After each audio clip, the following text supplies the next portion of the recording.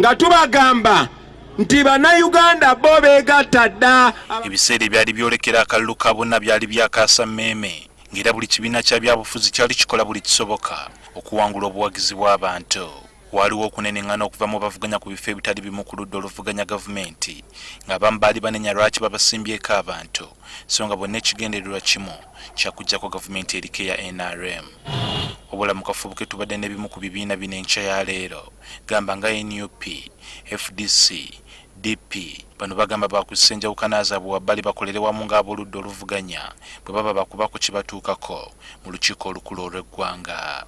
Bw'oyingira mu paalamenti obaira mukiise ow'abantu, era nga bannaffe tubagamba bannaye tugendeeyo tuweereze abantu, kubanga yes tuli mu kulwanira buwanguzi bwa Honorable Kyagulanyi ne bannayuganda, naye ne bw'obanga olina pulezidenti ow'enkyukakyuka nga paalamenti teri ku mulamwa, wayinza okubaawo obuzibu. Paalamenti eyisa amateeka, paalamenti yegabanya mu ssente, embalirira n'ebirala, so nga bannaffe tubagamba nti naye mumanyi tubeere ku sayidi y'abannayuganda. So nze nga ayogerera FDC njagala kuwa eggwanga obweyamu nti naakubadde mubaddemu okwekuba amakuuli nga tuli mu campaign wakati wa FDC ne NOP ne UPC ne DP ku nsonga za Uganda mu parliament. Fabe FDC tugenda kukwatagana na buli muntu yenna ayingidde parliament nga agiyingidde ku lwakulumirwa Uganda. So tetugenda gana nti olwokuba tubadde tuvuganya nti n'olwekyo tutwala okuvuganya ati mu lutalo olwojja kutusaanyaawo. Najja kubira omulanga bannange bonna abanuku aba UPC aba DP ku nsonga eza Uganda tuteekwa okwegatta mu parliament tujja okusobola okwetaasaako fugabbi eya Mwami Tibuhauro ne gavumenti ye. Nsonga lwaki Democratic Party yatondebwawo kugasa bannayuganda ng'ebawa obukulembeze obugenda okubayamba.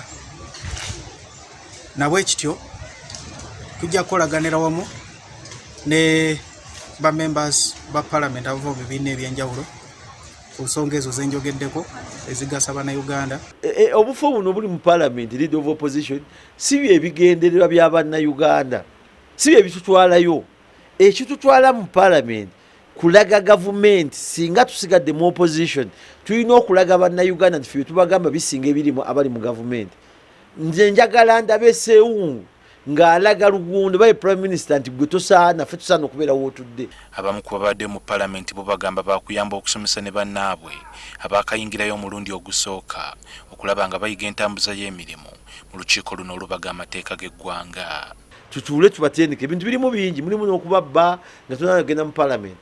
Si naffe sitwajja nga tumanyi nnyo, twajja situmanyi naye twafuna abatubuulira n'okwegomba abe twasanga ne tuyiga ebintu bingi ne tukola emirimu.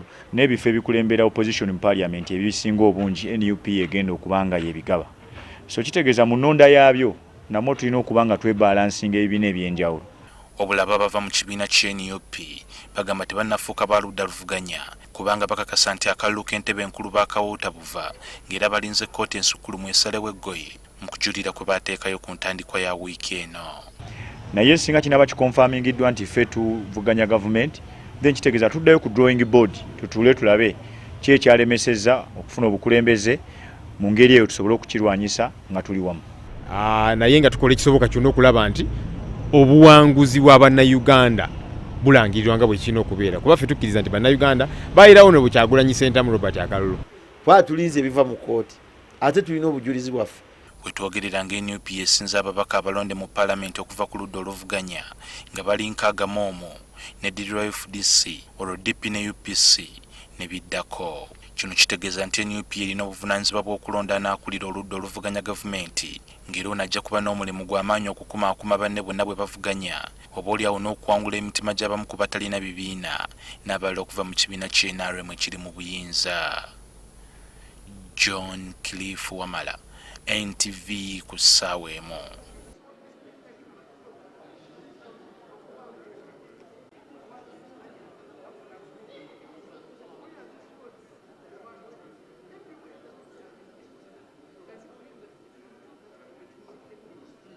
Sorry, Right Honourable Speaker.